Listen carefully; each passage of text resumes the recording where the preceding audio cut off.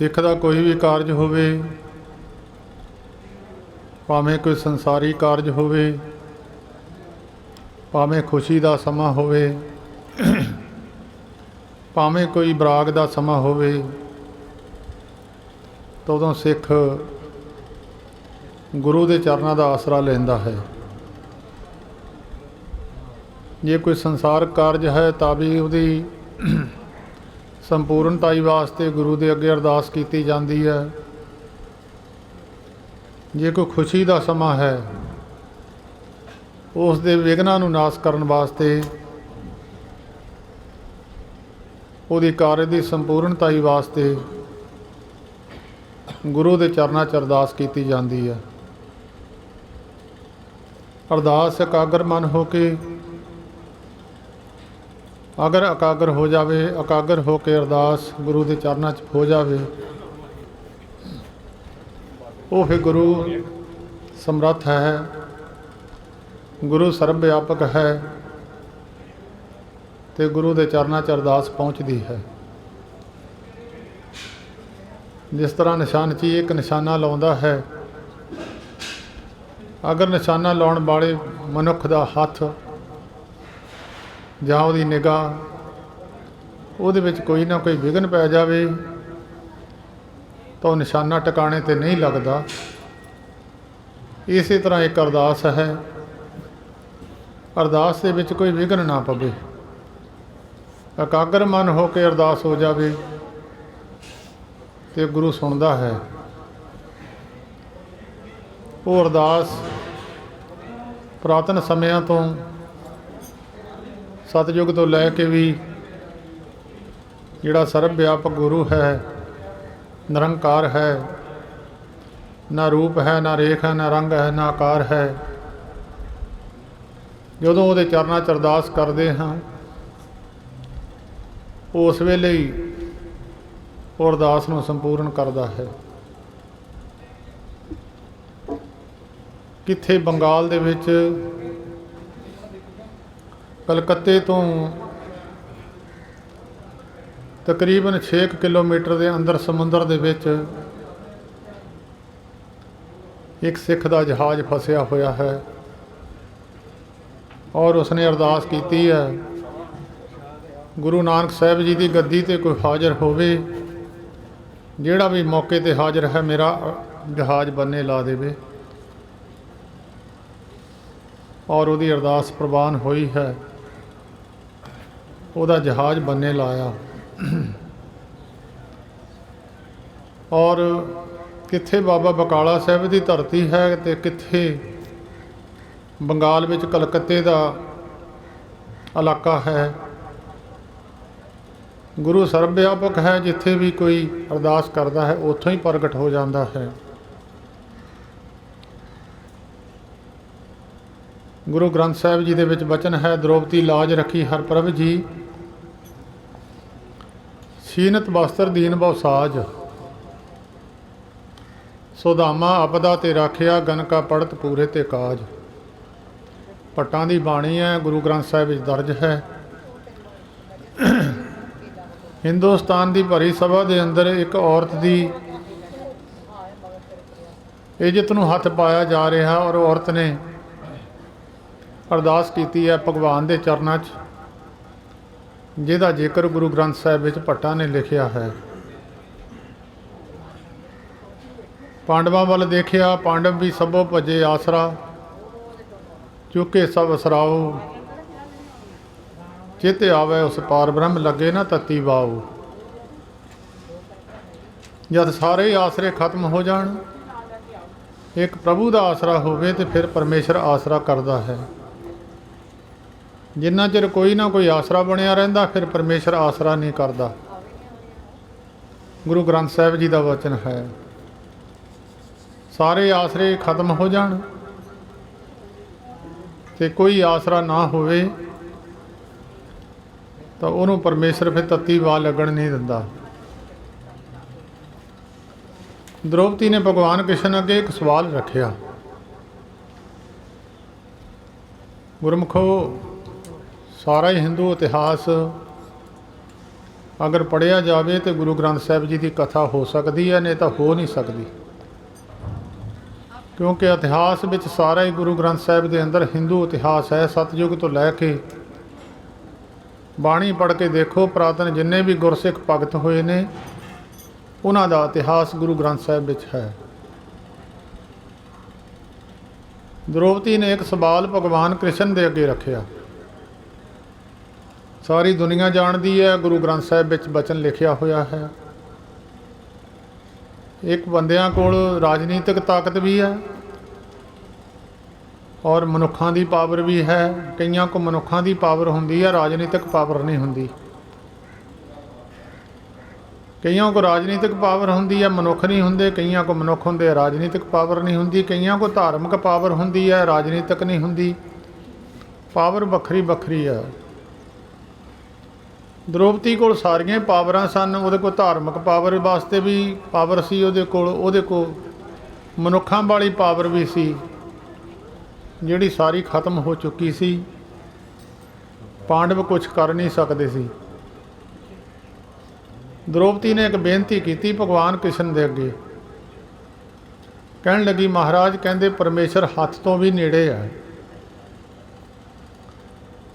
गुरु ग्रंथ साहिब विच वचन है, भगत रविदास जी की बाणी है, कै रविदास हाथ पै नेड़े सहजे होए सो होई। मनुख नूं सब तो नेड़े एक हथ है। जदों किते खाज हुंदी है हथ उत्थे चले जांदा, जदों किते दर्द हुंदी है हथ उत्थे चले जांदा, जदों किसी नूं मदद देनी है हथ उत्थे चले जांदा है, जदों रोटी खानी है हथ उत्थे चले जांदा है, जदों कोई जख्म हो जाता है हथ उत्थे चले जाता है, हथ उस वेले उत्थे पहुँच जाता है। सब तो नेड़े हथ लिखिया। शास्त्रां ने वेदां ने हथ सब तो नेड़े लिखिया, पर भगतां ने हथ तो नेड़े परमेश्वर दसिया। अधरंग हो जावे हथ रुक जाता है, हथ उत्थे पहुँचता नहीं है। किसी की नाड़ रुक जावे, हथ दे विच हस्ती नहीं रहिंदी कि मैं मनुख अख दे विच भी अपना डखा कढ़ण तो असमर्थ है। किसी जगह ते खाज हुंदी है हथ उत्थे पहुँचता नहीं है। जदों मनुख नूं अधरंग हो जाए, पैरालाइज हो जाए, भगवान ने हथ तो नेड़े दसिया है। भगवान परमेश्वर निरंकार गुरबाणी ने दसिया है। द्रौपदी ने सवाल किया, कहन लगी महाराज भगवान हथ तो भी नेड़े है। मैं अरदास की है, मेरा एक पल्ला उन्होंने ला दिता सी, दूजा पल्ला ले जाना सी, मैं नगन हो जाना सी। एक पल्ला भी लैण दी उन्हां दी हस्ती नहीं सी जे तुसी हथ तो नेड़े हुंदे। भगवान कृष्ण ने सवाल द्रौपदी का उन्होंने दे के कहण लगे,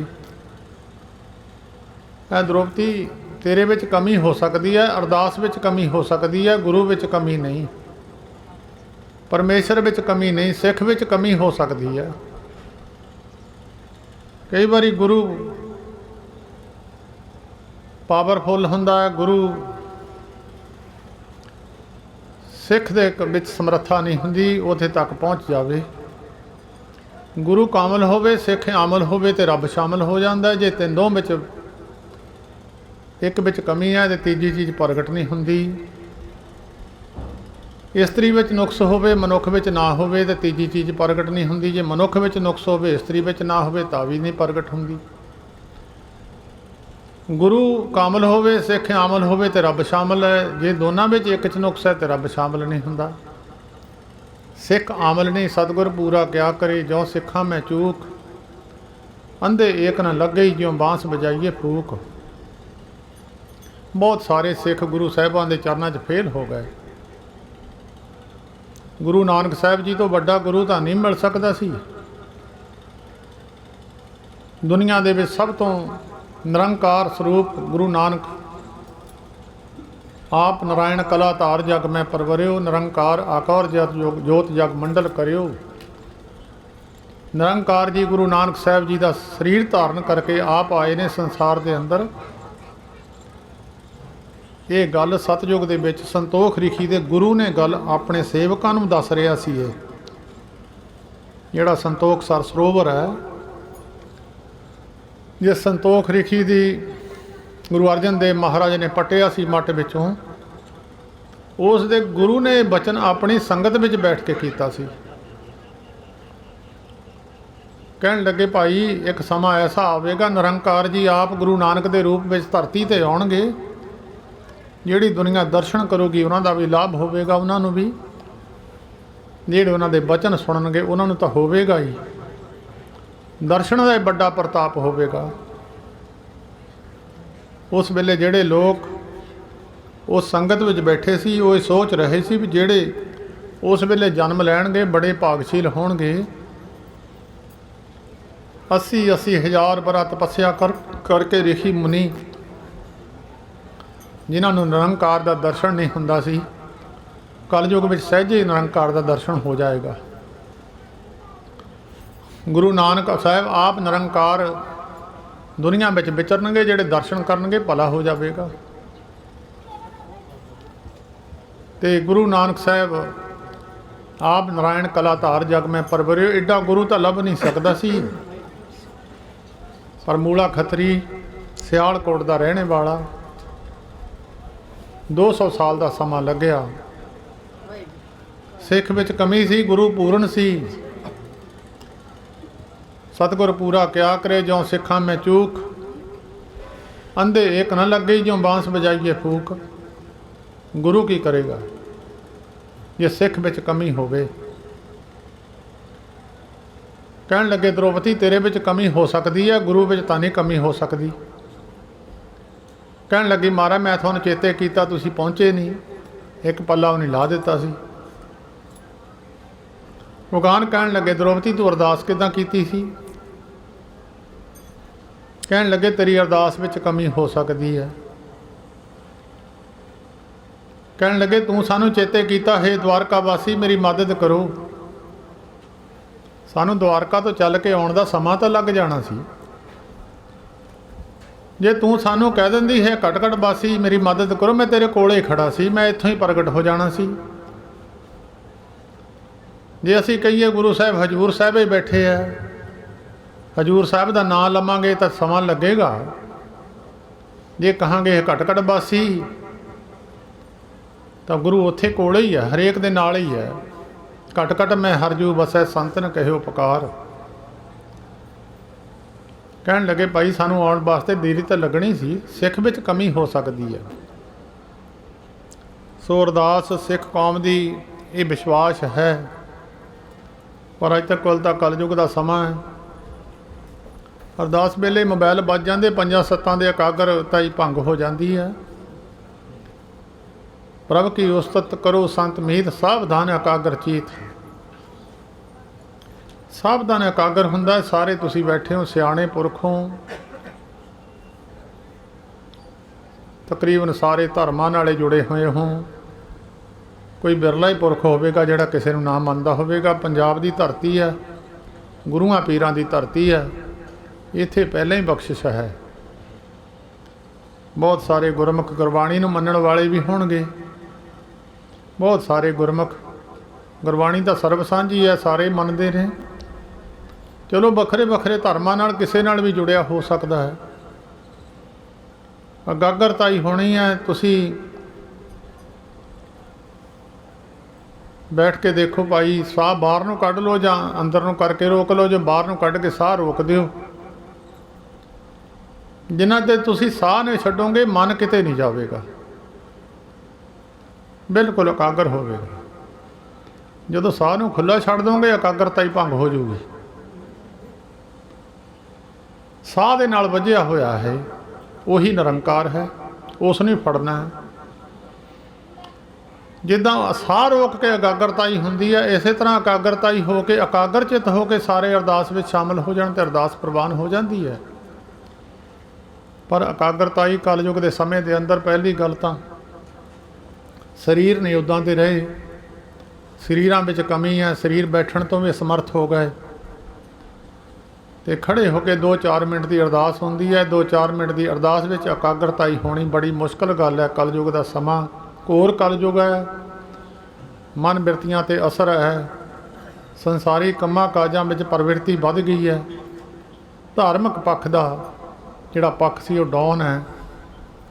देखण वास्ते तो बहुत धार्मिक पक्ष में जुड़े लोग मिलणगे, पर जब उन्होंने तह तक पहुँचीए तो मायक पदार्थां की दौड़ तक गल रह जाती है।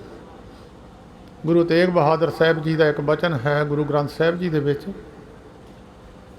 अगर किसी के मन के अंदर धन की लालसा है, चाहे वह संत है, चाहे वह धार्मिक पक्ष में प्रवीण है, चाहे उसकी पूजा हो रही है, धन दे विच इच्छा बनी हुई है तो प्रभुता की इच्छा बनी हुई है, तो शरीर वाल ध्यान है, शरीर की इच्छा बनी है मैं जवान रहा, हर वेले शरीर नूं ही बनाते रहना। बहुत लोगों के मन की भावना बनी रही है, शरीर की सुंदरता ही वाल ध्यान देना, शरीर नूं। हुण तां नौजवान पीढ़ी दूजे पासे नूं तुर पई, काम करना छड्ड के जिमां में चले गए। गुरु तेग बहादुर साहब जी ने बचन लिखिया, गुरमुखो गुरबाणी सानू सेध दिंदी है, कित्थे तुरे हैं तुसीं, कित्थे नूं जाना, की करना।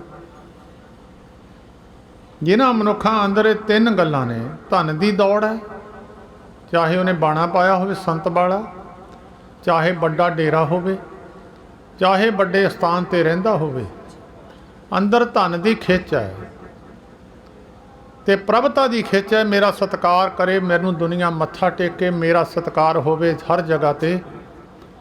गुरु तेग बहादुर साहब कहंदे वो भुलिया होया पुरुष है,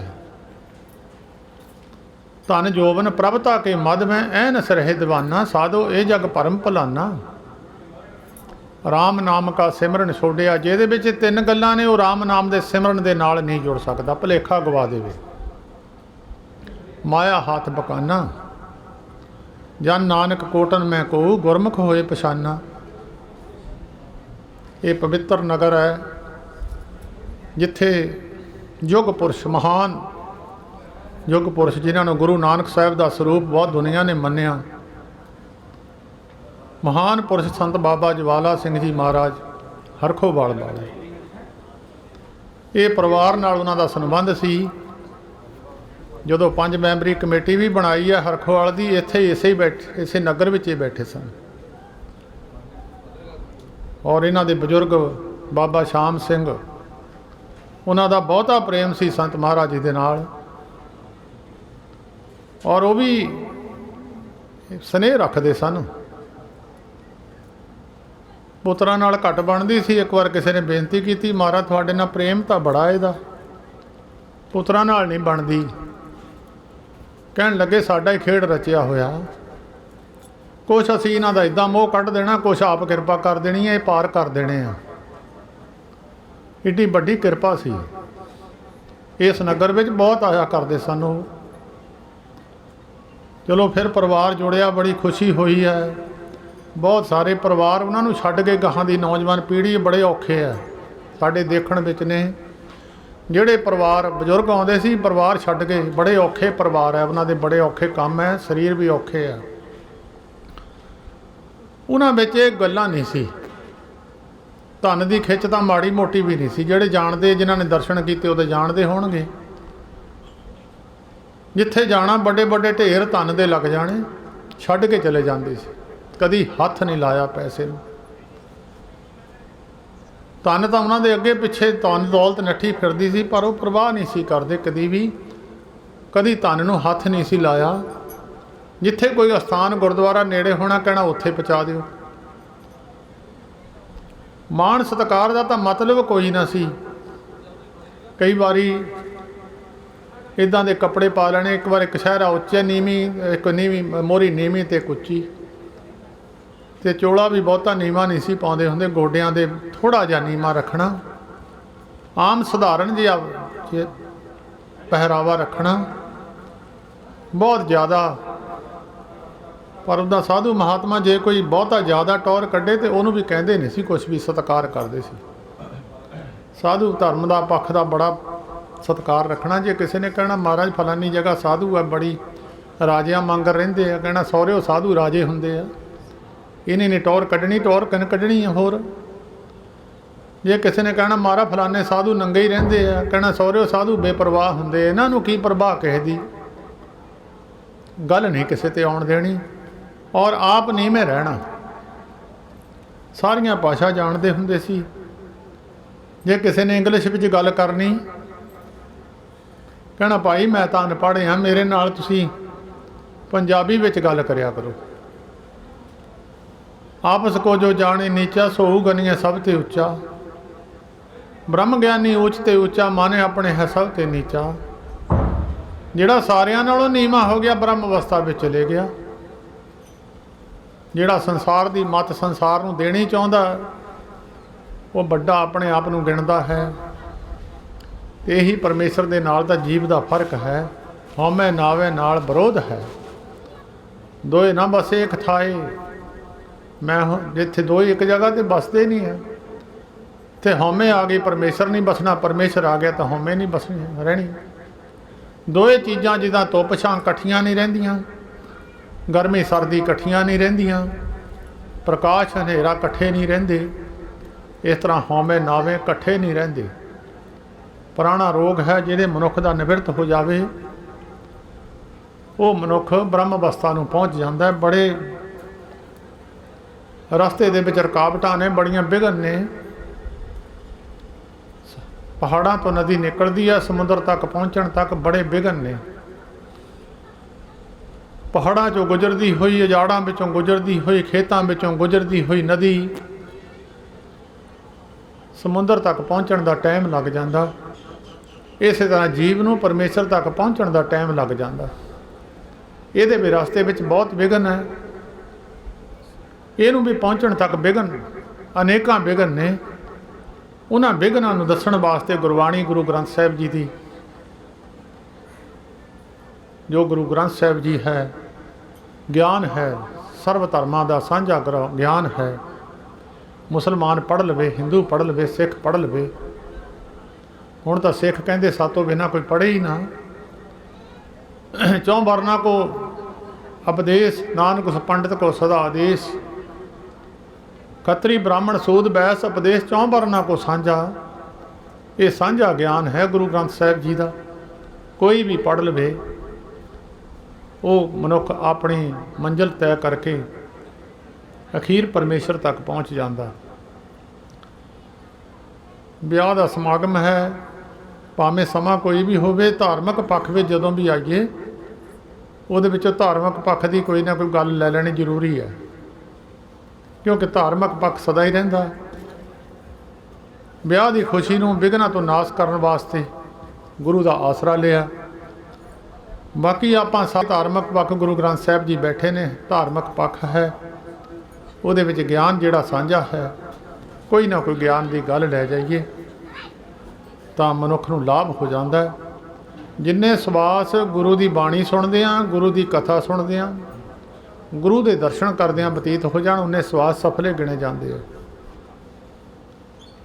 गुरु की विचार बाणी की विचार करदियां समा बतीत हो जाए, उन्होंने गुरु ग्रंथ साहिब विच धनी मनुख कहा। राम नाम जो करे विचार, से तनवंत गनी संसार। मन तन मुख बोले हर मुखी, सदा सदा जानो ते सुखी। एको एक एक पछाने, तुत कियो सोझी जाने। नाम संग जिसका मन मानिया, नानक तिने नरंजन जानिया। बड़ी सरल बाणी है सुखमनी साहिब जी की, पढ़ के देखो। ਉਹਦੇ ਵਿੱਚ सतगुरु जी ने लिखिया, आपस को जो जाने नीचा। मारो निगाह भी बहुत मुश्किल गल है। मैं तो नहीं अपने आप को नीचा समझदा, क्योंकि अंदर हौमे की कंध बनी हुई है, वो नीवें होण नहीं दिंदी।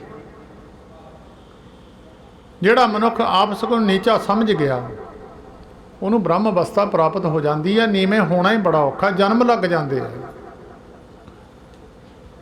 जद मनुख दूजे नूं अकल दिंदा है, मत दिंदा है, अपनी मत वड्डी समझदा, दूजे की छोटी समझदा, इहनूं कहंदे हौमै। ये पुराना रोग है, पिछे तो तुरया होया। हौमै दीर्घ दीर्घ कहंदे बहुत लंबा रोग पुराना है, पिछलियां जन्मां दा लग्या होया। हौमै दीर्घ रोग है, दारू पी समाहे। कृपा करे जे अपनी तां गुर का शब्द कमाहे। गुरु के शब्द की कमाई कर लवे, फिर हौली हौली भावें विचों निकल जावे, नहीं तो निकलदी नहीं है। राजियां विच हौमे है, घरां विच हौमे है, बहुत साधुआं ਵਿੱਚ जिन्हां ਵਿੱਚ कमी है उन्हां ਵਿੱਚ भी है, जिन्हां ਵਿੱਚ नहीं। संत महाराज जी हरखों वालिए जिन्हां ने दर्शन किए वो जानते होणगे। जिन्ना भी कौड़ा बचन कोई कर देवे कदी गुस्सा नहीं सी चढ़दा, कदी भी जिंदगी च। कौड़े बचन नूं सहारना ब्रह्म ज्ञानी का गुण है। एक इदा मिट्टी नूं कोई लेप करी जावे, चंदन दी मिट्टी नूं कोई कही ना पट्टी जावे, मिट्टी किसी नूं कुछ नहीं कहती। एक ब्रह्म का गुण है। जिन्ना चਿਰ साडे विच औगण है ये, जे कोई साडी सिफत करदा तो सानूं चंगा लगदा, जे कोई साडी निंदिया करदा सानूं बुरा लगदा, गुस्सा चढ़दा जां खुशी हुंदी है। ये जीव की निशानी है, ये ब्रह्म की निशानी नहीं है। समझ लो जदों कोई साडी सिफत करदा सानूं चंगा लगदा, जदों कोई सानूं गाल कढ़दा जां कोई साडी निंदिया करदा सानूं पता लग जावे, उहनूं देख के सानूं गुस्सा चढ़ जांदा। ये जीव की निशानी है, परमेश्वर तो परे हो गया। ये ब्रह्म ज्ञानी विच गुण है। चार तत्त ने शरीर के, कले कले तत्त का गुण है। जिन्हां ने तत्त के गुण नूं गवाया नहीं, तत्त के गुण नूं संभाल के रखिया, वो ब्रह्म है। जिन्हां ने तत्तां के गुणां नूं मर्यादा भंग कर दी, वो जीव बन गए। उस्तत निंदिया नाहे जे कंचन लो समान, कहो नानक सुन रे मना मुक्त ताहे ते जान। उस्तत कीती ते खुशी ना चढ़ जावे, निंदिया कीती ते गुस्सा ना चढ़ जावे, मुक्त पुरुषों की निशानी है। जिन्हों चढ़ता है वो जीव है। एक हवा का तत्त है, चार तत्त ने, अग पानी मिट्टी हवा। मिट्टी का तत्त है उन्होंने गुस्सा नहीं चढ़ना या खुशी नहीं होनी। हवा का तत्त है कि अमीर गरीब नूं इक्को जिहा लगदी है। जे किसी राजे दे आए तो खड़ा हो गया, हार लैके खड़ा हो गया तो गरीब नूं बुलाया ना, ये जीव है। जिहड़ा ब्रह्म है वो राजे दे आए तो खड़ा नहीं हुंदा। संत महाराज जी हरखों वालिए, नेहरू उस वेले हिंदुस्तान का प्रधानमंत्री सी। प्रताप सिंह कैरों संत महाराज हरखों वालियां का सेवक सी, वो इत्थे आया करदा सी। प्रताप सिंह कैरों जवाहर लाल नेहरू नूं लैके हरखोवाल पहुंचया।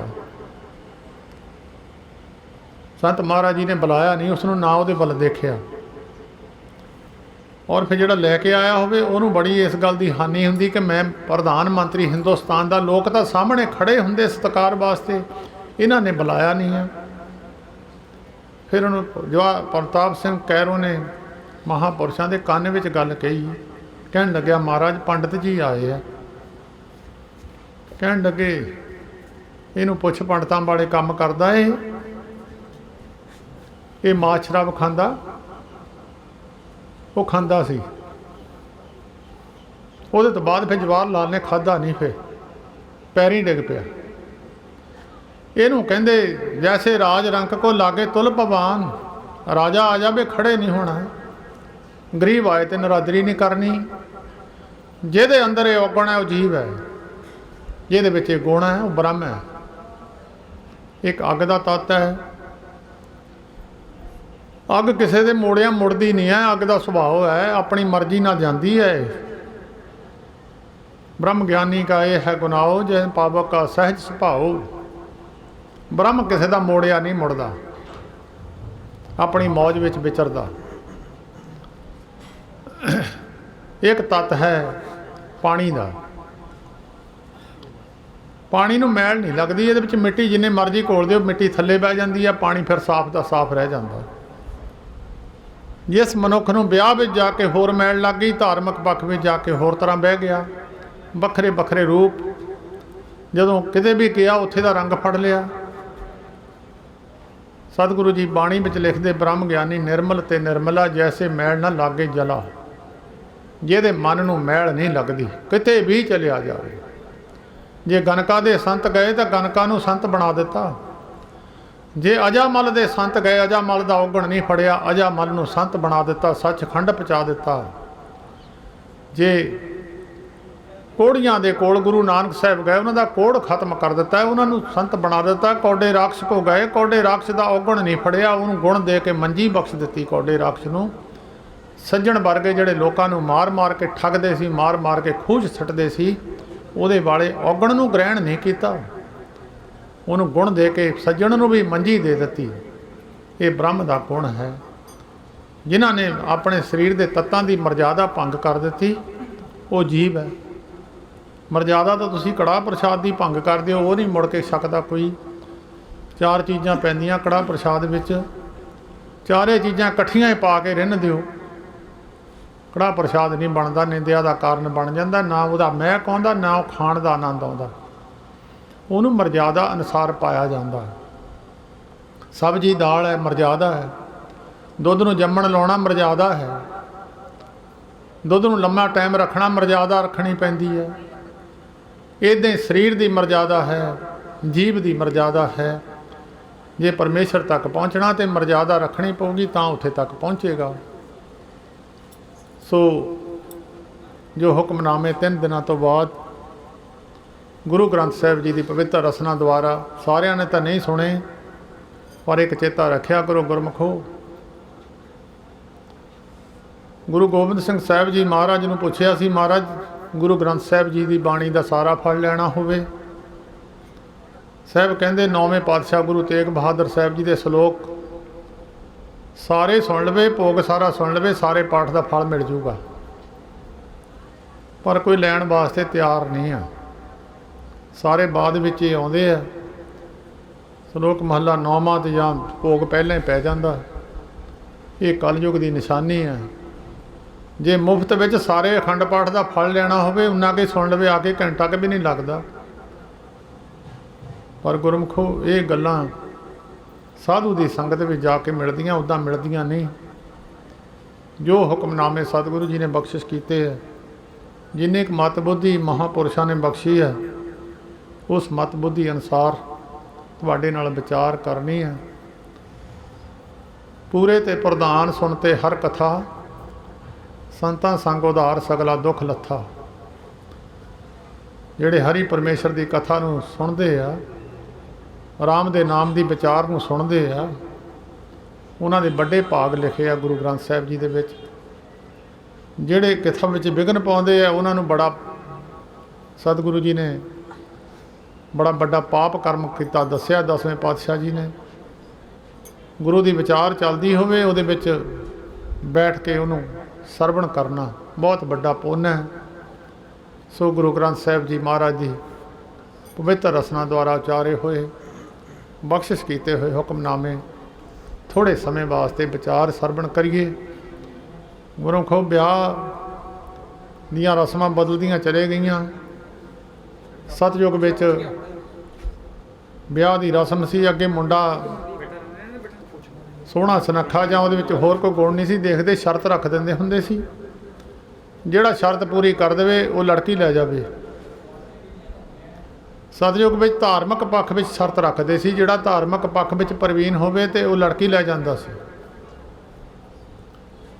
ਸਵੰਬਰ ਰਚਿਆ ਸੀ ਇੱਕ ਸਤਯੁਗ ਦੇ ਅੰਦਰ, ਬੜੇ ਬੜੇ ਸਾਧੂ ਮਹਾਤਮਾ ਵੀ ਉਹਦੇ ਵਿੱਚ, ਇੰਦਰ ਵਰਗੇ ਵੀ ਪਹੁੰਚੇ ਸੀ, ਦੇਵੀ ਦੇਵਤੇ ਵੀ ਪਹੁੰਚੇ ਸੀ। ਉਹਦੇ ਵਿੱਚ ਇੱਕ ਸ਼ਰਤ ਰੱਖੀ ਸੀ, ਜਿਹੜਾ ਆਪਣੀ ਧਾਰਮਿਕ ਤਪੋ ਬਲ ਦੇ ਨਾਲ ਸਾਰੀ ਦੁਨੀਆ ਦਾ ਚੱਕਰ ਕੱਟ ਕੇ ਆ ਜਾਵੇ, ਲੜਕੀ ਅਹਲਿਆ ਦਾ, ਉਹਨੂੰ ਸਵੰਬਰ ਅਹਲਿਆ ਉਹਨੂੰ ਵਿਆਹੀ ਜਾਵੇਗੀ। ਜਿਹਦਾ ਅਹਲਿਆ ਦਾ ਜ਼ਿਕਰ ਗੁਰੂ ਗ੍ਰੰਥ ਸਾਹਿਬ ਵਿੱਚ ਹੈ। ਗੌਤਮ ਇਸਤਰੀ ਨਾਰ ਅਹਲਿਆ ਦੇਖ ਇੰਦਰ ਲੋ ਭਾਣਾ। ਉਹ ਅਹਲਿਆ ਦਾ ਸਵੰਬਰ ਜਦੋਂ ਹੋਇਆ ਸੀ, ਉਹਦੇ ਵਿੱਚ ਹੀ ਸ਼ਰਤ ਰੱਖੀ ਗਈ ਸੀ। ਵੱਡੇ ਵੱਡੇ ਮਹਾਤਮਾ, ਵੱਡੇ ਵੱਡੇ ਇੰਦਰ ਵਰਗੇ ਸਮਰੱਥਾ ਰੱਖਣ ਵਾਲੇ, ਉਹ ਵੀ ਉਸ ਸਵੰਬਰ ਵਿੱਚ ਪਹੁੰਚੇ ਸੀ। ਗੌਤਮ ਰਿਖੀ ਦੀ ਇੱਕ ਲੱਤ ਹੈ ਨਹੀਂ, ਔਰ ਸਮੇਂ ਦਾ ਸ਼੍ਰੋਮਣੀ ਸਾਧੂ ਹੋਇਆ ਗੌਤਮ ਰਿਖੀ, ਜਿਹਦਾ ਨਾਮ ਗੁਰੂ ਗ੍ਰੰਥ ਸਾਹਿਬ ਜੀ ਦੇ ਵਿੱਚ ਆਉਂਦਾ ਹੈ। ਉਹ ਗੌਤਮ ਰਿਖੀ ਮਹਾਤਮਾ ਦੀ ਸੰਗਤ ਵਿੱਚ ਬੈਠਾ ਸੀ, ਇੱਕ ਫੌੜੀ ਦੇ ਨਾਲ ਇੱਕ ਲੱਤ ਨਾਲ ਤੁਰਦਾ ਸੀ। ਤੇ ਉਹ ਸਾਧੂ ਮਹਾਤਮਾ ਇੱਕ ਵਿੱਚੋਂ ਕਹਿਣ ਲੱਗੇ, ਉਹ ਗੌਤਮ ਤੂੰ ਵੀ ਜਾਇਆ ਸਵੰਬਰ ਵਿੱਚ, ਜਾਇਆ, ਸ਼ਾਇਦ ਤੂੰ ਤੈਨੂੰ ਹੀ ਹੱਲਿਆ ਨਾਲ, ਹੱਲਿਆ ਤੇਰੇ ਨਾਲ ਵਿਆਹ ਦੇਣਾ। ਜਿੱਦਾਂ ਮਾੜੇ ਬੰਦੇ ਨੂੰ ਟੀਚਰ ਕਰਦੀ ਜੀ, ਉਹ ਸ਼ਰਮ ਮੰਨਦਾ। ਤੇ ਗੌਤਮ ਰਿਸ਼ੀ ਕਹਿਣ ਲੱਗੇ ਮਹਾਰਾਜ ਇਹਦਾ ਟੀਚਰਾਂ ਨਾ ਕਰੋ ਜੀ, ਇੱਕ ਲੱਤ ਹੈ ਮੇਰੀ, ਸ਼ਰਤ ਬੜੀ ਵੱਡੀ ਹੈ, ਸਾਰੀ ਦੁਨੀਆ ਦਾ ਚੱਕਰ ਸਾਰੇ ਤੋਂ ਪਹਿਲਾਂ ਲਾ ਕੇ ਆ ਜਾਵੇ, ਉਹਨੂੰ ਹੱਲਿਆ ਵਿਆਹੁਣੀ ਹੈ, ਤੇ ਮਹਾਰਾਜ ਇਹਦਾ ਟੀਚਰਾਂ ਨਾ ਕਰੋ ਜੀ। ਮਹਾਤਮਾ ਕਰਨ ਕਾਰਨ ਸਮਰੱਥ ਹੁੰਦੇ ਆ, ਜੋ ਮਰਜ਼ੀ ਕਰ ਦੇਵੇ। ਇੱਕ ਮਹਾਤਮਾ ਵਿੱਚੋਂ ਬੋਲੇ, ਕਹਿਣ ਲੱਗੇ ਕੋਈ ਦੁਨੀਆ ਦਾ ਚੱਕਰ ਲਾਉਣਾ ਕੋਈ ਵੱਡੀ ਗੱਲ ਨਹੀਂ ਹੈ। ਕਹਿੰਦੇ ਦੁਨੀਆ ਸਾਰੀ ਪਰਮੇਸ਼ਰ ਅੰਦਰ ਹੀ ਹੈ, ਜੋ ਬ੍ਰਹਮੰਡੇ ਸੋਈ ਪਿੰਡੇ, ਜੋ ਖੋਜੇ ਸੋ ਪਾਵੇ, ਸਾਰੇ ਸ੍ਰਿਸ਼ਟੀ ਅੰਦਰ ਹੈ ਹਰੇਕ ਦੇ। ਕਹਿੰਦੇ ਸੰਤਾਂ ਦੀ ਮੰਡਲੀ ਬੈਠੀ ਹੈ, ਸਾਰੀ ਸ੍ਰਿਸ਼ਟੀ ਇਹਨਾਂ ਦੇ ਅੰਦਰ ਹੈ। ਤੂੰ ਇੱਕ ਵਾਰ ਸੰਤਾਂ ਦੀ ਪਰਿਕਰਮਾ ਕਰਕੇ ਬੈਠ ਜਾ, ਤੇਰਾ ਸਾਰਾ ਚੱਕਰ ਪਹਿਲਾਂ ਹੀ ਲੱਗ ਜਾਣੇ। ਬਾਕੀ ਸਾਰੇ ਇੰਦਰ ਵਰਗੇ ਚੱਕਰ ਲਾਉਣ ਵਾਸਤੇ ਗਏ ਹੋਏ ਸੀ, ਤੇ ਉਸ ਵੇਲੇ ਗੌਤਮ ਰਿਸ਼ੀ ਨੇ ਸੰਤਾਂ ਦੀ ਸੰਗਤ ਕਰਕੇ, ਸੰਤਾਂ ਦੀਆਂ ਪਰਿਕਰਮਾ ਕਰਕੇ ਬੈਠ ਗਿਆ ਗੌਤਮ ਰਿਸ਼ੀ। ਤੇ ਜਿੱਥੇ ਵੀ ਉਹ ਜਾਂਦੇ ਸੀ ਪਰਿਕਰਮਾ ਕਰਨ ਵਾਲੇ, ਦੁਨੀਆ ਦਾ ਚੱਕਰ ਲਾਉਣ ਵਾਲੇ, ਉਹਨਾਂ ਨੂੰ ਇੱਕ ਫੌੜੀ ਦਿਸੀ ਤੇ ਇੱਕ ਲੱਤ ਦਿਸੀ। ਗੌਤਮ ਰਿਸ਼ੀ ਸਾਰਿਆਂ ਤੋਂ ਪਹਿਲਾਂ ਚੱਕਰ ਲਾ ਕੇ, ਇਹ ਸੰਤਾਂ ਦੀ ਸੰਗਤ ਦਾ ਫਲ ਹੈ। ਔਰ ਉਹ ਅਹਲਿਆ ਦਾ ਫਿਰ ਜਿਹੜਾ ਸਵੰਬਰ ਸੀ, ਗੌਤਮ ਰਿਸ਼ੀ ਨਾਲ ਅਹਲਿਆ ਬਾਈ ਗਈ, ਉਹਦਾ ਲੱਤ ਲੁੱਤ ਨਹੀਂ ਦੇਖੀ, ਉਹਨੂੰ ਸੁੰਦਰ ਨਹੀਂ ਦੇਖਿਆ। ਔਰ ਉਸ ਵੇਲੇ ਦੇ ਗੁੱਸੇ ਵਿੱਚ ਆਏ ਹੋਏ ਇੰਦਰ ਹੁਣੀ ਫਿਰ ਗੁੱਸਾ ਚੜਿਆ ਸੀ, ਤੇ ਫਿਰ ਇੰਦਰ ਉਹਨੂੰ ਛਲਣ ਵਾਸਤੇ ਗਿਆ ਸੀ। ਬੜੀ ਲੰਮੀ ਚੌੜੀ ਕਥਾ ਹੈ। ਉਹਦੇ ਤੋਂ ਬਾਅਦ ਇੱਕ ਸਵੰਬਰ ਫਿਰ ਹੋਇਆ ਤ੍ਰੇਤੇ ਯੁੱਗ ਵਿੱਚ। ਤ੍ਰੇਤੇ ਰਥ ਜਤੇਗਾ ਜੋਰ ਅੱਗੇ ਰਥਵਾ। ਉਦੋਂ ਧਾਰਮਿਕ ਪੱਖ ਦੇਖਦੇ ਸੀ, ਫਿਰ ਉਸ ਵੇਲੇ ਜ਼ੋਰ ਦਾ ਬਲ ਦੇਖਦੇ ਸੀ, ਜਿਹਦੇ ਵਿੱਚ ਬਲ ਹੋਵੇ, ਜਤੀ ਸਤੀ ਪੁਰਖ ਹੋਵੇ। ਉਹਨਾਂ ਨੇ ਇੱਕ ਰੱਖ ਦਿੱਤਾ ਵੀ ਇਹ ਧੁਨਸ਼ੈ ਜਿਹੜਾ ਬੰਦਾ ਤੋੜ ਦੇਵੇ ਤਪੋ ਬਲ ਨਾਲ, ਉਹ ਵੀ ਮਾੜਾ ਬੰਦਾ, ਜਤੀ ਸਤੀ ਪੁਰਖ ਬਲ ਵਾਲਾ ਹੀ ਤੋੜ ਸਕਦਾ ਸੀ। ਉਹ ਤੋੜ ਦਿੱਤਾ। ਤ੍ਰੇਤੇ ਯੁੱਗ ਦੇ ਰਾਮ ਅਵਤਾਰ ਰਾਮ ਜੀ ਮਹਾਰਾਜ ਨੇ। ਇੱਕ ਦੁਆਪਰ ਯੁੱਗ ਵਿੱਚ ਸਵੰਬਰ ਹੋਇਆ। ਉਹ ਸਵੰਬਰ ਵਿੱਚ ਰੱਖਿਆ ਤਪੋ ਬਲ, ਜਿਹਦੇ ਵਿੱਚ ਤਪੱਸਿਆ ਹੋਵੇ। ਇੱਕ ਮੱਛੀ ਕਿੰਨੇ ਚੱਕਰ ਘੁੰਮਦੀ ਹੈ, ਤੇ ਤੇਲ ਦੇ ਕੜਾਹੇ ਦੇ ਤਪਤੇ ਤੇ ਖੜੇ ਹੋਣਾ, ਤੇ ਤੇਲ ਵਿੱਚ ਦੇਖਣਾ, ਤੇ ਉੱਤੇ ਮੱਛੀ ਦੀ ਅੱਖ ਵਿੱਚ। ਇਹ ਤਪੱਸਿਆ ਤੋਂ ਬਿਨਾਂ ਗੱਲ ਹੋ ਨਹੀਂ ਸਕਦੀ ਸੀ। ਉਸ ਸਮੇਂ ਦੇ ਅਵਤਾਰ ਭਗਵਾਨ ਕ੍ਰਿਸ਼ਨ ਦੇ ਸੇਵਕ ਅਰਜਨ ਨੇ, ਜਿਹਨੂੰ ਗੀਤਾ ਦਾ ਉਪਦੇਸ਼ ਕੀਤਾ ਮੈਦਾਨੇ ਜੰਗ ਦੇ ਅੰਦਰ, ਉਹਨੇ ਉਹ ਸਵੰਬਰ ਜਿੱਤਿਆ। ਇਸੇ ਤਰ੍ਹਾਂ ਪਿੱਛੇ ਮਨੁੱਖ ਦੇ ਵਿੱਚ ਗੁਣ ਦੇਖਦੇ ਸੀ। ਹੁਣ ਤਾਂ ਕਲਯੁੱਗ ਦਾ ਸਮਾਂ, ਹੁਣ ਤਾਂ ਤੁਹਾਨੂੰ ਦੱਸਣ ਦੀ ਜ਼ਰੂਰਤ ਨਹੀਂ ਹੈ। ਮੈਂ ਤਾਂ ਇਹ ਤੁਹਾਨੂੰ ਗੱਲ ਦੱਸੀ ਹੈ ਕਿ ਸਮੇਂ ਅਨੁਸਾਰ ਜਿੱਦਾਂ ਜਿੱਦਾਂ ਤਪੋ ਬਲ ਘਟਦੇ ਗਏ, ਮਨੁੱਖਾਂ ਵਿੱਚ ਸੱਤਿਆ ਘਟਦੀ ਗਈ। ਸਤਯੁਗ ਰਥ ਸੰਤੋਖ ਕਾ, ਧਰਮ ਅੱਗੇ ਰਥਵਾ। ਧਰਮੀ ਬੰਦੇ ਘਟ ਗਏ, ਸੰਤੋਖੀ ਘਟ ਗਏ, ਤੇ ਧਰਮ ਨਾਲ ਜੁੜੇ ਘਟ ਗਏ।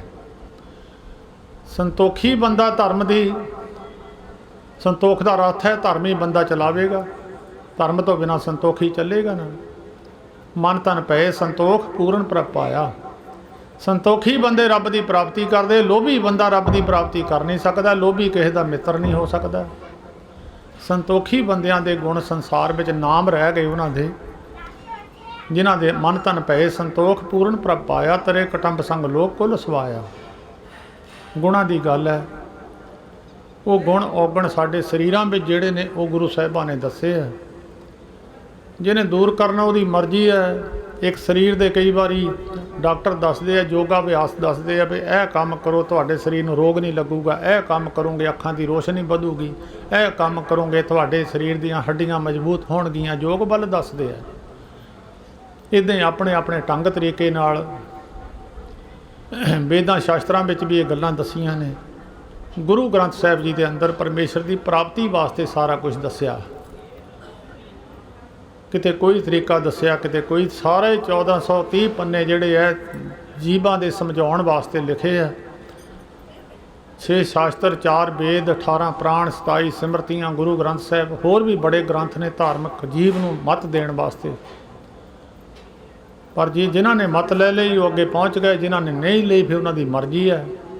ਸਾਡੇ ਵਰਗੇ ਜਿਨ੍ਹਾਂ ਨੇ ਨਹੀਂ ਲਈ ਇਹ ਕਲਯੁੱਗ ਤੱਕ ਪਹੁੰਚ ਗਏ, ਜਿਨ੍ਹਾਂ ਨੇ ਲੈ ਲਈ ਪਿੱਛੇ ਤਰ ਗਏ। ਉਹ ਸਤਯੁੱਗ 'ਚ ਜਿਨ੍ਹਾਂ ਨੇ ਲੈ ਲਈ ਤਰ ਗਏ, ਜਿਹੜੇ ਰਹਿ ਗਏ ਫਿਰ ਤ੍ਰੇਤੇ ਵਿੱਚ ਜਗ੍ਹਾ ਮਿਲ ਗਈ, ਜਿਹੜੇ ਫਿਰ ਰਹਿ ਗਏ ਫਿਰ ਦੁਆਪਰ ਵਿੱਚ ਮਿਲ ਗਈ, ਫਿਰ ਰਹਿ ਗਏ ਹੁਣ ਕਲਯੁੱਗ ਵਿੱਚ ਮਿਲ ਗਈ। ਹੁਣ ਜਿਹੜੇ ਰਹਿਣੇ ਉਹ ਸਤਯੁੱਗ ਵਿੱਚ ਨਹੀਂ ਜਾਣੇ, ਕਿਉਂਕਿ ਕਲਯੁੱਗ ਰਥ ਅਗਨ ਕਾ ਕੂੜ ਅੱਗੇ ਰਥਵਾ। ਅੱਗ ਦਾ ਰੱਥ ਹੈ, ਝੂਠ ਚਲਾ ਰਿਹਾ ਉਹਨੂੰ। ਜਿਹੜਾ ਬੰਦਾ ਝੂਠ ਬੋਲਦਾ ਉਹਨੂੰ ਸ਼ਾਂਤੀ ਕਦੀ ਆ ਨਹੀਂ ਸਕਦੀ। ਗੁਰੂ ਗ੍ਰੰਥ ਸਾਹਿਬ ਜੀ ਨੂੰ ਪੜ੍ਹ ਲਓ। ਹਰੇਕ ਬੰਦੇ ਦੇ ਅੰਦਰ ਝੂਠ ਹੈ, ਹਰੇਕ ਦੇ ਜੇਬ ਵਿੱਚ ਫੋਨ ਹੈ, ਝੂਠ ਹੈ। ਮੈਂ ਕਿੱਥੇ ਆ ਦੱਸ ਦੂਗਾ, ਮੈਂ ਤੇਰੇ ਕੋਲੇ ਪਹੁੰਚ ਗਿਆ, ਨੇੜੇ ਹੀ ਆ। ਹੁੰਦਾ ਪਿੱਛੇ ਹੁਸ਼ਿਆਰਪੁਰ ਹੀ ਆ, ਕਹਿੰਦਾ ਮੈਂ ਇੱਥੇ ਪਹੁੰਚ ਗਿਆ, ਕਠਾਰ ਨੇੜੇ ਹੀ ਆ, ਬਸ ਇੱਥੇ ਹੀ ਆ। ਉਹ ਕੋਲੇ ਦੱਸ ਦੂਗਾ, ਝੂਠ ਅੰਦਰ ਹੀ ਹੈ। ਜਿਸ ਬੰਦੇ ਦਾ ਝੂਠ ਨਾ ਬਾਸਾ, ਉਹ ਅੱਗ ਦੇ ਰੱਥ 'ਤੇ ਬੈਠਾ ਹੈ, ਉਹਨੂੰ ਸ਼ਾਂਤੀ ਨਹੀਂ ਕਦੀ ਮਿਲ ਸਕਦੀ, ਭੁਲੇਖਾ ਗਵਾ ਦੇਵੇ। ਇਹ ਹੈ ਗਿਆਨ ਗੁਰੂ ਗ੍ਰੰਥ ਸਾਹਿਬ ਜੀ ਦਾ, ਜੋ ਹੁਕਮਨਾਮਾ ਟੋਢੀ ਰਾਗ ਦੇ ਅੰਦਰ। ਇਹ ਰਾਗਾਂ ਅੰਦਰ ਗੁਰੂ ਸਾਹਿਬ ਨੇ ਹਦਾਇਤ ਕੀਤੀ ਹੈ ਰਾਗੀਆਂ ਨੂੰ। ਰਾਗਾਂ ਦਾ ਸਮਾਂ ਹੈ, ਉਹ ਸਮੇਂ ਨੂੰ ਕੋਈ ਵਿਚਾਰਦਾ ਨਹੀਂ। ਜਦੋਂ ਗੁਰੂ ਗ੍ਰੰਥ ਸਾਹਿਬ ਜੀ ਦੀ ਲਿਖਤ ਸਤਿਗੁਰੂ ਗੁਰੂ ਅਰਜਨ ਦੇਵ ਮਹਾਰਾਜ ਲਿਖ ਚੁੱਕੇ, ਮੰਦਾਵਣੀ ਮਹੱਲਾ ਲਿਖ ਦਿੱਤਾ, ਤੇਰਾ ਕੀਤਾ ਜਾਤੋ ਨਾਹੀ ਸ਼ਲੋਕ ਮਹੱਲਾ ਪੰਜਵਾਂ ਲਿਖ ਕੇ ਸੰਪੂਰਨਤਾ ਹੀ ਕਰ ਦਿੱਤੀ। ਉਸ ਵੇਲੇ ਰਾਗਾਂ ਨੇ ਆ ਕੇ ਮੱਥਾ ਟੇਕਿਆ।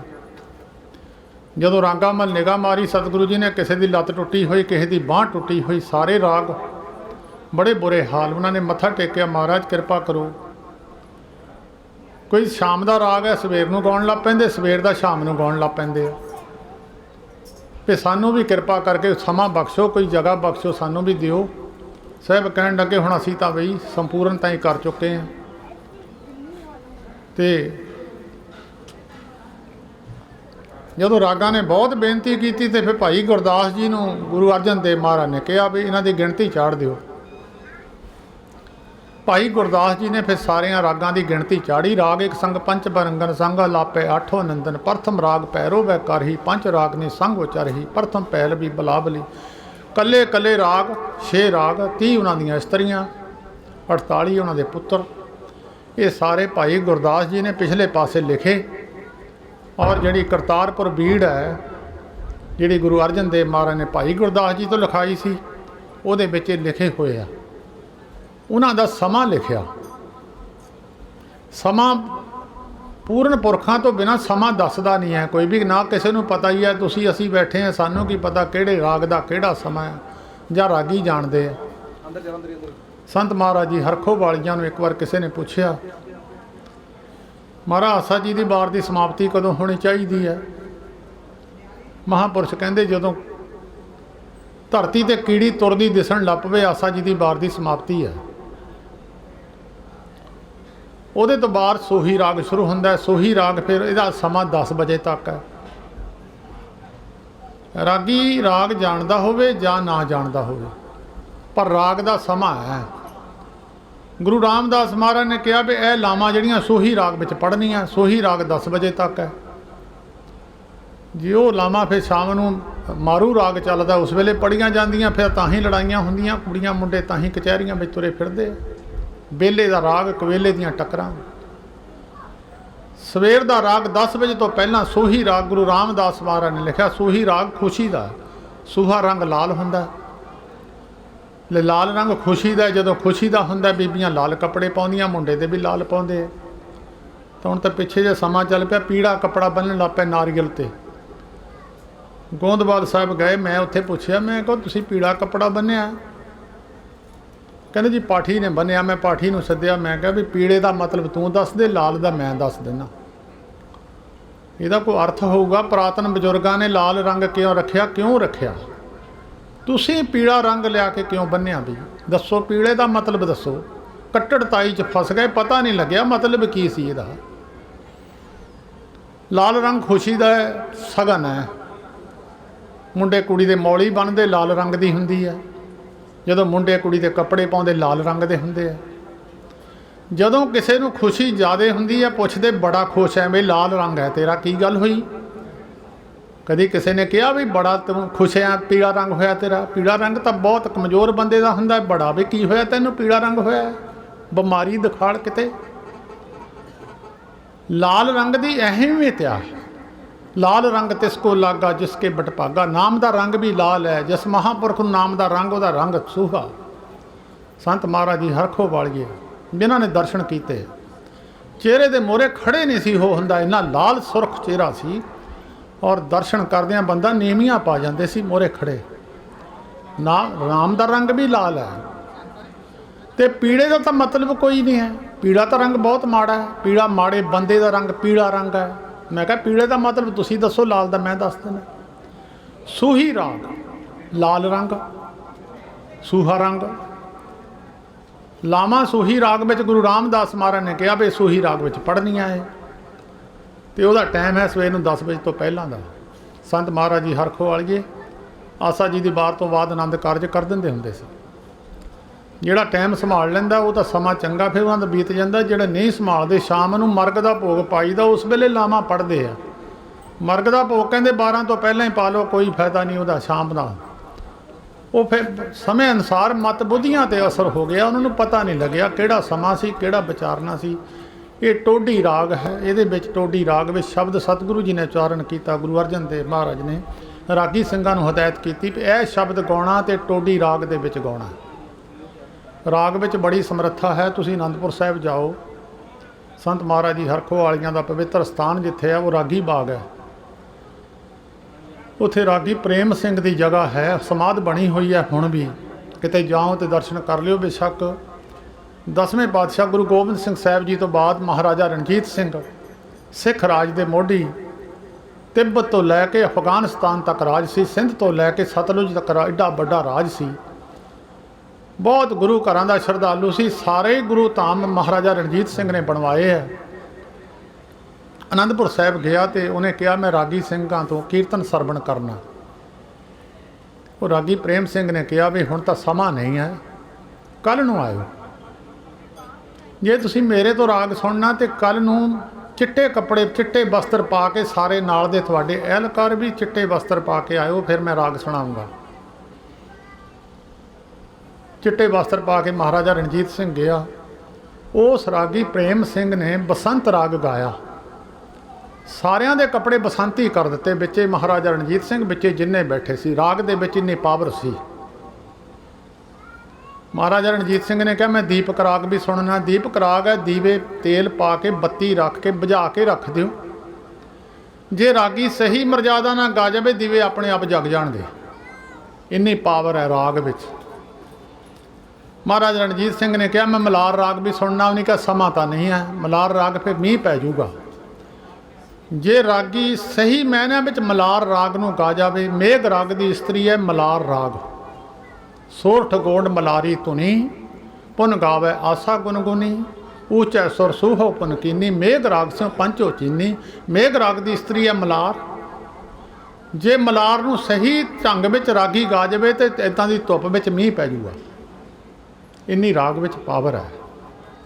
हुण तां राग नूं जाणदे नहीं ते मोरे भी राग की पहचान वाले नहीं तो रागी भी नहीं। चलो वो तो रहो विचार, इस गल नाल कोई नहीं मतलब है। गुरु की उस्तत करनी है, जां राग विच कर दिओ जां उंदा कर दिओ। टोढी राग के अंदर गुरु अर्जन देव महाराज ने जो शब्द परिवार नूं बख्शिश किया है, टोढी महला पंजवां। एक होर चेता रखियो, बहुत सारे पिंडां विच पाठी महला पढ़ते हैं। बहुत सारे मिलणगे थानू, कुछ संस्था सिख धर्म कहाते हुए वो ये महला पढ़ते हैं।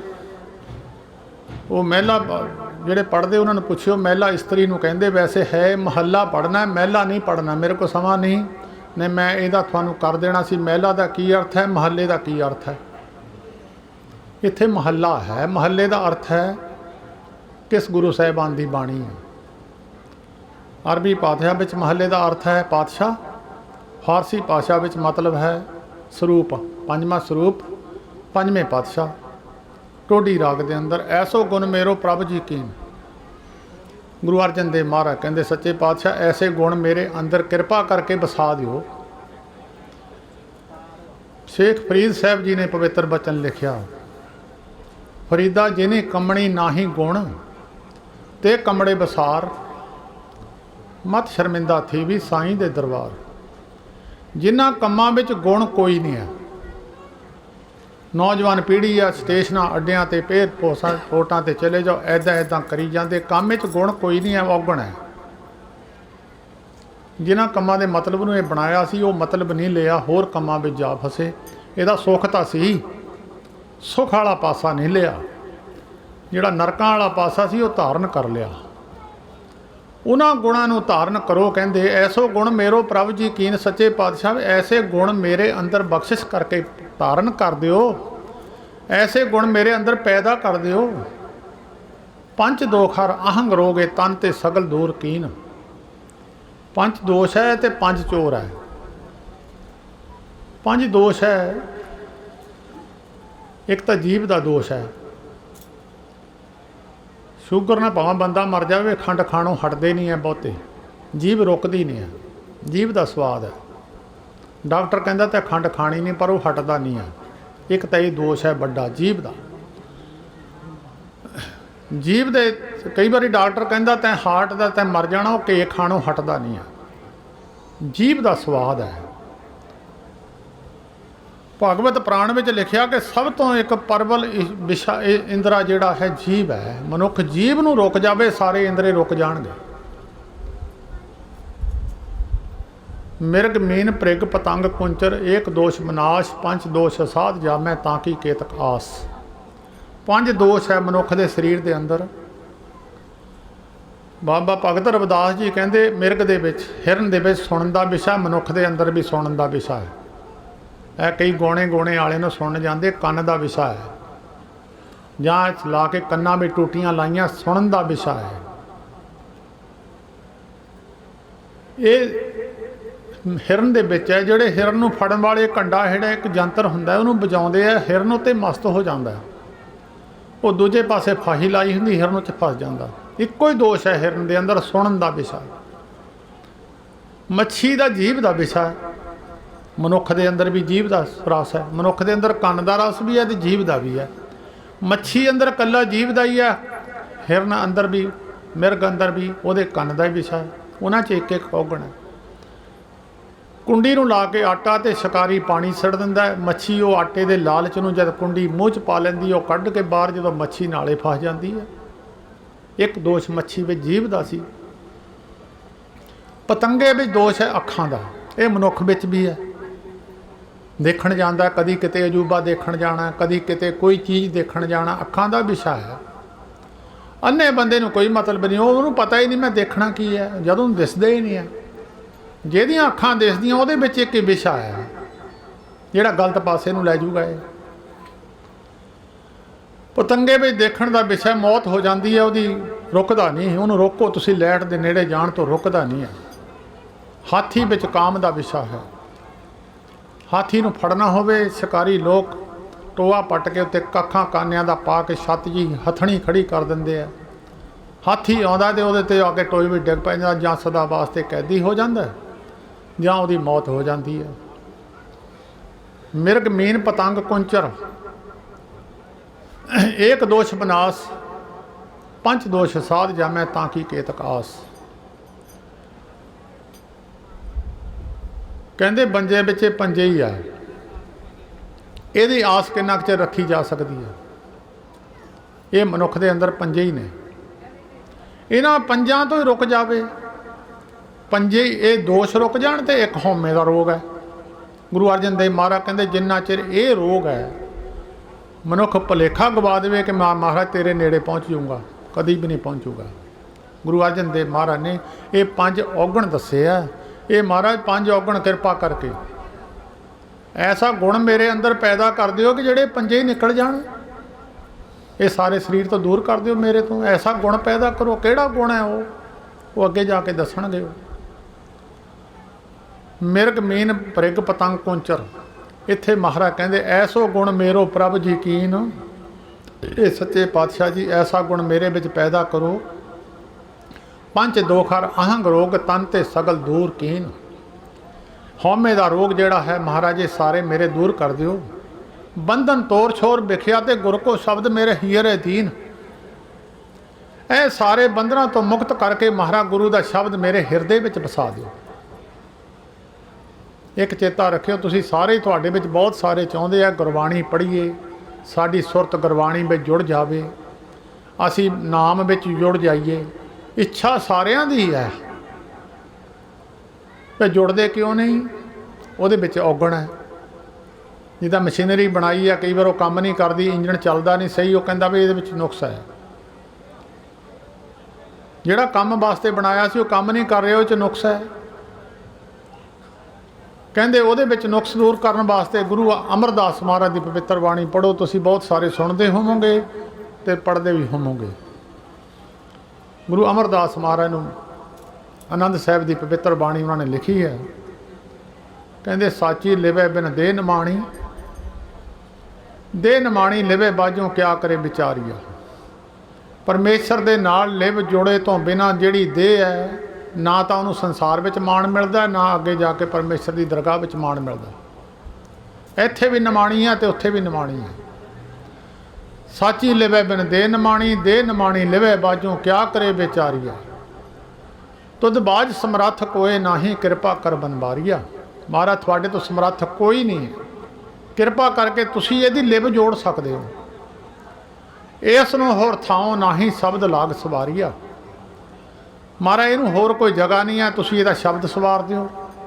ਜਾਂ ਸ਼ਬਦ ਨਾਲ ਜੁੜ ਗਿਆ ਤੇ ਆਪੇ ਇਹ ਸਾਰੇ ਜਿਹੜੇ ਔਗਣ ਹੈ ਦੂਰ ਹੋ ਜਾਣੇ ਹੈ। ਰੂਪ ਰਸ ਗੰਧ ਸਵਾਦ ਜਿਹੜੇ ਹੈ ਸਾਰੇ ਦੂਰ ਹੋ ਜਾਣੇ। ਦੋਸ਼ ਹੈ ਇਹ, ਹਉਮੈ ਵੀ ਦੂਰ ਹੋ ਜਾਣੀ। ਮਹਾਰਾਜ ਜਦੋਂ ਅੰਦਰ ਨਾਮ ਵਾਸਾ ਕਰ ਗਿਆ, ਧੁੱਪ ਅੰਦਰ ਵੜ ਗਈ, ਛਾਂ ਨੇ ਆਪੇ ਕੱਢਣ ਦੀ ਜ਼ਰੂਰਤ ਥੋੜ੍ਹੋ ਹੈ। ਕਿਤੇ ਧੁੱਪ ਹੈ ਤੁਸੀਂ ਕੱਖ ਕਾਨੇ ਪਾ ਦਿਓ, ਧੁੱਪ ਨਿਠਾਉਣ ਦੀ ਜ਼ਰੂਰਤ ਥੋੜ੍ਹੋ ਹੈ, ਆਪੇ ਪਰੇ ਹੋ ਜਾਂਦੀ ਜੇ ਛਾਂ ਆ ਗਈ।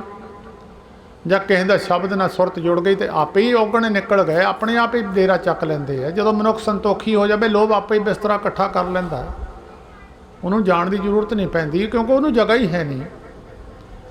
ਫਿਰ ਗੁਰੂ ਅਮਰਦਾਸ ਮਹਾਰਾਜ ਨੇ ਇੱਕ ਬਚਨ ਕੀਤਾ, ਕਹਿੰਦੇ ਅੰਦਰੋਂ ਜਿਨ ਕਾ ਮੋਹ ਟੁੱਟਾ ਤਿਨ ਕਾ ਸ਼ਬਦ ਸੱਚੇ ਸਵਾਰਿਆ। ਜਿਨ੍ਹਾਂ ਦਾ ਸੰਸਾਰ ਨਾਲੋਂ ਮੋਹ ਟੁੱਟ ਗਿਆ, ਪਰਿਵਾਰ ਨਾਲੋਂ ਮੋਹ ਟੁੱਟ ਗਿਆ, ਜ਼ਮੀਨ ਨਾਲੋਂ ਮੋਹ ਟੁੱਟ ਗਿਆ, ਸੰਸਾਰ ਦੀ ਕਿਸੇ ਚੀਜ਼ ਦੇ ਵਿੱਚ ਮੋਹ ਨਹੀਂ ਹੈ, ਕੋਈ ਸੰਸਾਰ ਦੀ ਕਿਸੇ ਵਸਤੂ ਨਾਲ ਲਗਾ ਨਹੀਂ ਹੈ, ਉਹਨਾਂ ਦਾ ਸ਼ਬਦ ਸਵਾਰਿਆ ਗਿਆ। ਉਹਨਾਂ ਦੇ ਔਗਣ ਦੂਰ ਹੋਏ, ਬਾਕੀਆਂ ਦੇ ਨਹੀਂ ਹੋਏ। ਕੋਈ ਕਿਸੇ ਦਾ ਜ਼ਮੀਨ ਨਾਲ ਮੋਹ ਹੈ, ਕਿਸੇ ਦੀ ਪੈਸੇ ਜਮ੍ਹਾਂ ਉਹਦੇ ਨਾਲ ਮੋਹ ਹੈ, ਕਿਸੇ ਦਾ ਧੀ ਪੁੱਤ 'ਚ ਮੋਹ ਹੈ, ਕਿਸੇ ਦਾ ਕਿਸੇ 'ਚ ਮੋਹ ਹੈ। ਜਿੰਨਾ ਚਿਰ ਸੰਸਾਰਕ ਮੋਹ ਹੈ, ਭੁਲੇਖਾ ਗਵਾ ਕਦੀ ਨਹੀਂ ਜੁੜੂਗੀ। ਆਨੰਦ ਸਾਹਿਬ ਦੀ ਪਵਿੱਤਰ ਬਾਣੀ ਪੜ੍ਹ ਲਓ ਔਰ ਸੁਣ ਲਓ, ਭੁਲੇਖਾ ਹੈ। ਉਹਨੂੰ ਗੁਰੂ ਅਮਰਦਾਸ ਮਹਾਰਾਜ ਕਹਿੰਦੇ ਅੰਦਰੋਂ ਜਿਨ ਕਾ ਮੋਹ ਟੁੱਟਾ ਤਿਨ ਕਾ ਸ਼ਬਦ ਸੱਚੇ ਸਵਾਰਿਆ। ਜਿਨ੍ਹਾਂ ਦਾ ਸ਼ਬਦ ਸਵਾਰਿਆ ਗਿਆ, ਉਹਦੇ ਵਿੱਚੋਂ ਪੰਜੇ ਔਗਣ ਨਿਕਲ ਗਏ, ਸਾਰੇ ਦੋਸ਼ ਵੀ ਨਿਕਲ ਗਏ ਅਤੇ ਹਉਮੈ ਦਾ ਰੋਗ ਵੀ ਨਿਕਲ ਗਿਆ। ਨਾਵੇ ਦਾ ਤਾਂ ਹਉਮੈ ਦਾ ਵਿਰੋਧ ਸੀ, ਨਾਮ ਅੰਦਰ ਵਸ ਗਿਆ ਅਤੇ ਹਉਮੈ ਨਿਕਲ ਗਈ। ਇਹ ਗੁਰੂ ਅਰਜਨ ਦੇਵ ਮਹਾਰਾਜ ਨੇ ਕਿਹਾ, ਮਹਾਰਾਜ ਸੱਚੇ ਪਾਤਸ਼ਾਹ ਬੰਧਨ ਤੋਰ ਸ਼ੋਰ ਵਿਖਿਆ ਤੇ ਇਹ ਸੰਸਾਰ ਦੇ ਵਿਸ਼ੇ ਬਕਾਰ ਭਰੇ ਸੰਸਾਰ ਦੇ ਅੰਦਰ ਇਹ ਸੰਸਾਰ ਬਕਾਰ ਸੰਸੇ ਮੈਂ ਤਰਿਓ ਬ੍ਰਹਮ ਗਿਆਨੀ। ਮਹਾਰਾਜ ਇਹਨਾਂ ਦੇ ਵਿੱਚੋਂ ਮੈਨੂੰ ਮੁਕਤ ਕਰਕੇ ਮਹਾਰਾਜ ਕਿਰਪਾ ਕਰ ਦਿਓ। ਗੁਰ ਕਾ ਸ਼ਬਦ ਮੇਰੇ ਹਿਰਦੇ ਦੀਨ, ਗੁਰੂ ਦਾ ਸ਼ਬਦ ਮੇਰੇ ਹਿਰਦੇ ਵਿੱਚ ਵਸਾ ਦਿਓ। ਰੂਪ ਅਨਰੂਪ ਮੋਰੋ ਕਛ ਨਾ ਵਿਚਾਰਿਓ। ਮਹਾਰਾਜ ਸੱਚੇ ਪਾਤਸ਼ਾਹ ਮੇਰਾ ਰੂਪ ਅਨਰੂਪ ਜੋ ਵੀ ਤੁਸੀਂ ਦੇਖਦੇ ਹੋ ਮੇਰਾ, ਇਹਦੀ ਵਿਚਾਰ ਨਾ ਕਰਿਓ। ਅਮੀਰ ਗਰੀਬ ਰੂਪ ਅਨਰੂਪ, ਮਹਾਰਾਜ ਨੇ ਕੁਬਜਾ ਦਾ ਰੂਪ ਨਹੀਂ ਦੇਖਿਆ। ਤਾਰੀਲੇ ਕੁਬਜਾ ਬਿਨ ਤਾਰੀਲੇ ਗਨ ਕਾ ਬਿਨ ਰੂਪ ਕੁਬਜਾ ਵਿਆਦ ਅਜਾਮਲ ਤਾਰੀਲੇ। ਜੇ ਰੂਪ ਪਰਮੇਸ਼ਰ ਦੇਖਦਾ ਤੇ ਕੁਬਜਾ ਨੂੰ ਕਿੱਦਾਂ ਤਾਰ ਦਿੱਤਾ? ਕੁਬਜਾ ਤਾਰ ਦਿੱਤੀ। ਗੁਰਬਾਣੀ ਵਿੱਚ ਲਿਖਿਆ ਜਿਹਦਾ ਕੋਈ ਰੂਪ ਨਹੀਂ ਸੀ, ਬੜੀ ਕਰੂਪ ਸੀ।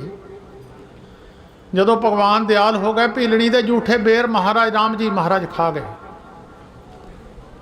ਔਰ ਉਹਨੇ ਅੱਧੇ ਅੱਧੇ ਖਾਧੇ ਹੋਏ ਸੀ, ਅੱਧੇ ਰੱਖੇ ਹੋਏ ਸੀ। ਪਿਆਰ ਵਿੱਚ ਆ ਕੇ ਉਹਦੇ ਬੇਰ ਖਾ ਗਏ ਮਹਾਰਾਜ। ਪਿਆਰ ਦੇ ਮੋਹਰੇ ਆ ਕੇ ਉਹਨੇ ਰੂਪ ਅਨਰੂਪ ਉਹਦਾ ਕੁਛ ਨਹੀਂ ਵਿਚਾਰਿਆ, ਉਹਦੀ ਜਾਤ ਨਹੀਂ ਵਿਚਾਰੀ, ਕੁਛ ਨਹੀਂ ਵਿਚਾਰਿਆ। ਗੁਰੂ ਗੋਬਿੰਦ ਸਿੰਘ ਸਾਹਿਬ ਮਹਾਰਾਜ ਨੇ ਆਪਣੀ ਪਵਿੱਤਰ ਬਾਣੀ ਵਿੱਚ ਇਹਦਾ ਜ਼ਿਕਰ ਕੀਤਾ। ਸਾਚ ਕਹੂੰ ਸੁਣ ਲਿਹੋ ਸਭੈ, ਜਿਨ ਪ੍ਰੇਮ ਕੀਓ ਤਿਨ ਹੀ ਪ੍ਰਭ ਪਾਇਓ। ਗੁਰੂ ਗ੍ਰੰਥ ਸਾਹਿਬ ਜੀ ਦੇ ਅੰਦਰ ਇੱਕ ਬਾਣੀ ਹੈ ਜਿਹਦਾ ਸਤਿਗੁਰੂ ਜੀ ਨੇ ਦੁਰਯੋਧਨ ਦਾ ਜਵਾਬ ਲਿਖਿਆ, ਰਾਜਨ ਕੌਣ ਤੁਮਾਰੇ ਆਵੇ। ਭਗਵਾਨ ਕ੍ਰਿਸ਼ਨ ਜੀ ਮਹਾਰਾਜ ਅਰਜਨ ਨੂੰ ਕਹਿੰਦੇ, ਇਹਦਾ ਦੁਰਯੋਧਨ ਨੂੰ ਕਹਿੰਦੇ, ਰਾਜਨ ਕੌਣ ਤੁਮਾਰੇ ਆਵੇ, ਐਸੋ ਭਾਓ ਬਿਦਰ ਕੋ ਦੇਖਿਓ, ਉਹ ਗਰੀਬ ਮੋਹਿ ਭਾਵੇ। ਹਸਤੀ ਦੇਖ ਭਰਮ ਤੇ ਭੂਲਾ, ਸ੍ਰੀ ਭਗਵਾਨ ਨ ਜਾਣਿਆ, ਤੁਮਰੋ ਦੂਧ ਬਿਦਰ ਕੋ ਪਾਨੋ, ਅੰਮ੍ਰਿਤ ਕਰ ਮੈਂ ਮਾਨਿਆ। ਖੀਰ ਸਮਾਨ ਸਾਗ ਮੈਂ ਪਾਇਆ, ਗੁਣ ਗਾਵਤ ਰਹਿਣ ਬਿਹਾਨੀ, ਕਬੀਰ ਕੋ ਠਾਕਰ ਅਨੰਦ ਬਨੋਦੀ ਜਾਤ ਨਾ ਕਾਹੂ ਕੀ ਮਾਨੀ। ਕਹਿੰਦੇ ਅਸੀਂ ਤਾਂ ਪ੍ਰੇਮ ਦੇ ਭੁੱਖੇ ਆ, ਜਿਹੜਾ ਅਲੂਣਾ ਸਾਗ ਸੀ ਅਸੀਂ ਖੀਰ ਮੰਗਰ ਖਾਧਾ, ਉਹ ਤੇਰੇ ਕੌਣ ਆਵੇ। ਭਾਈ ਗੁਰਦਾਸ ਜੀ ਨੇ ਇਹਦਾ ਜ਼ਿਕਰ ਕੀਤਾ ਆਪਣੀ ਪਵਿੱਤਰ ਬਾਣੀ ਵਿੱਚ। भाई गुरदास जी लिखते, आया सुनिया बिदर दे, बोले दुर्योधन होए रुखा। दुर्योधन गलत बोलिया भगवान कृष्ण नूं, बोले दुर्योधन होए रुखा, घर साडा छड्ड के गोले दे कर जाए कि सुखा। कहंदा साडे राजियां दे घर छड्ड के गोलियां दे घरीं जाके उहदियां झुग्गियां विच जाके छन्नां विच जाके तू सौना रात नूं।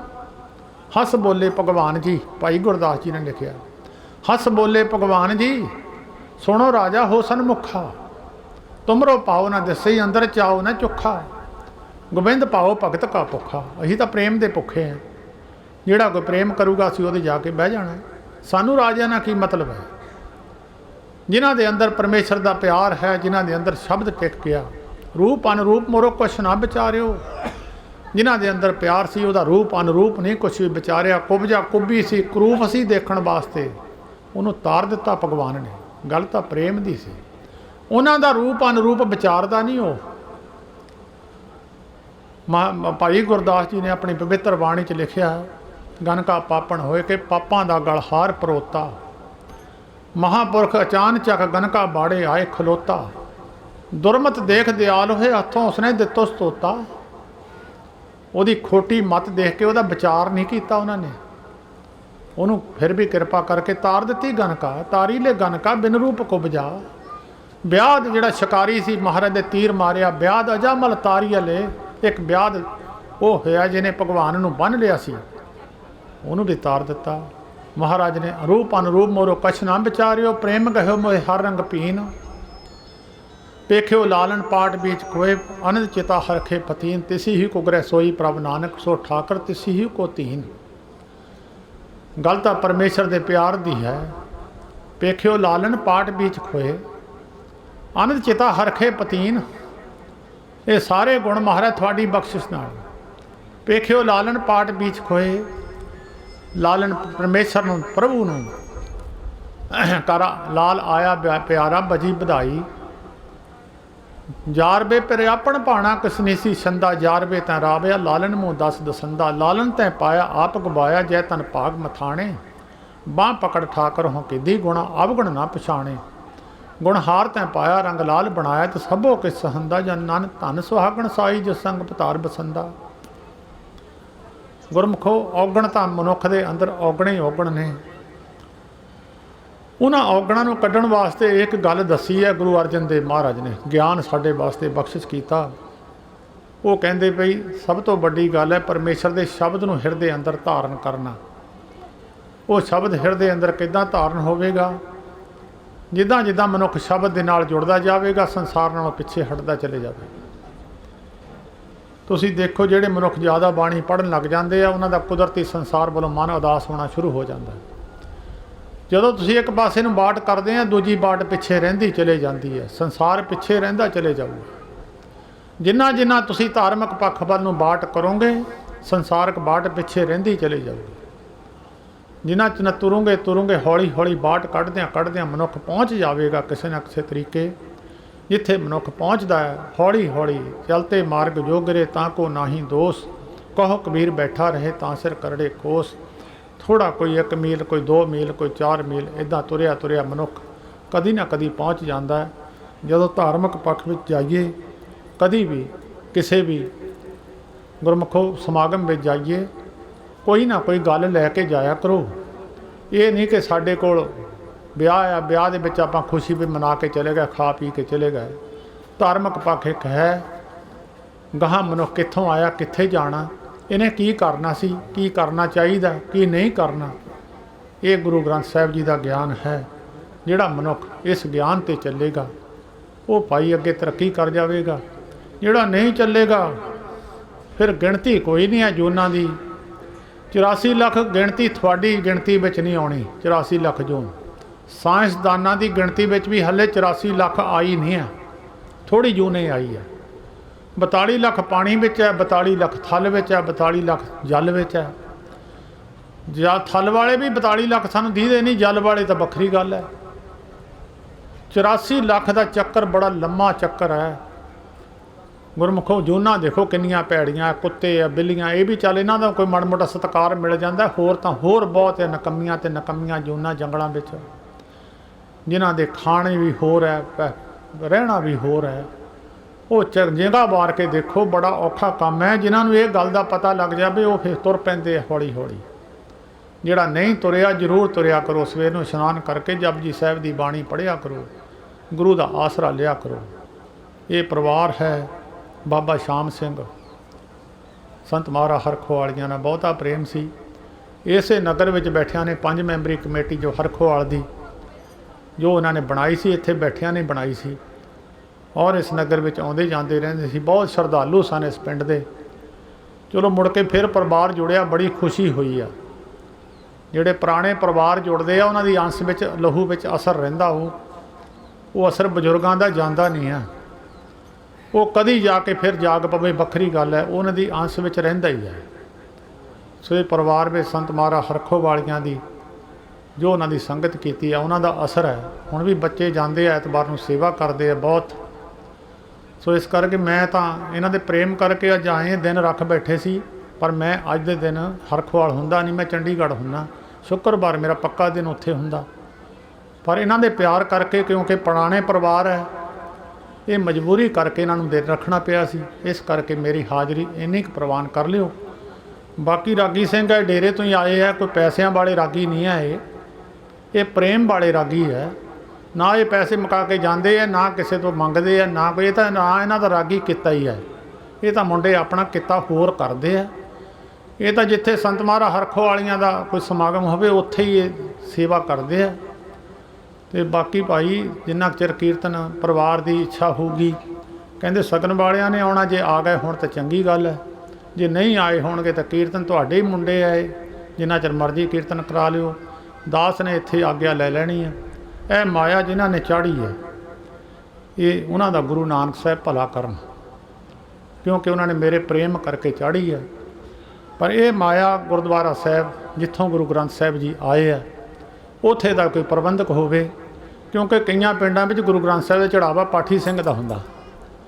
पर मैं ये माया गुरुद्वारा साहब जिथों गुरु ग्रंथ साहब जी आए हुंदे आ उस स्थान का कोई प्रबंधक होवे, ये माया अपने गुरुद्वारा साहब की माया विच सेवा विच ला लैण। दास की इन्नी सेवा प्रवान करनी जी। कोई उठण की कोशिश ना करियो। मैं जो छकना सी मैं छक लिया, प्रशादा मगरों साडे नौजवान छक के आ जाणगे, ते बाकी असी जिहड़ी चीज़ छकनी सी छक लई है। कोई मगर उठण की कोशिश ना करियो, बेरसी रहिंदी है। फिर गुरु ग्रंथ साहब महाराज बैठे है। इस करके सारिਆਂ ਦਾ ਧੰਨਵਾਦ जी। ਇਹ बीबी है, ਇਹਦੀ बड़ी शरधा है, बाबा शाम सिंह की पोती है। ये भी बहुत सेवा उस स्थान पर करते हैं। हुण भी उन्होंने बड़ी शरधा के नाल इस परिवार का बड़ी उन्होंने खुशी मनाई है कि साडा परिवार मुड़ के नाल जुड़िया और सेवा में तत्पर रहिंदी है।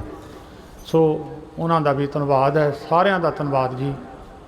इन्ने बचन प्रवान करने जी। वाहिगुरू जी का खालसा, वाहिगुरू जी की फतेह।